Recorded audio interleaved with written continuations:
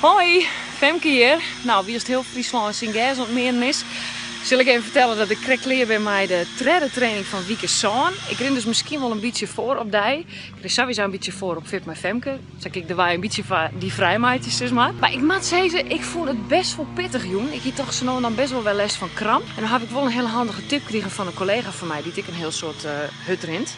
En die zei, als het kramp hast aan een bepaalde kant, dan moest uitblazen, dus uitademen op het moment dat die voet aan diezelfde kant op een groen komt. Dus stel ik heb kramp aan deze kant, dat is mijn rechterkant, en ik begin te draven, dan blaas ik dus mijn adem uit op het moment dat mijn voet dan op een groen landt. Dus het is maar...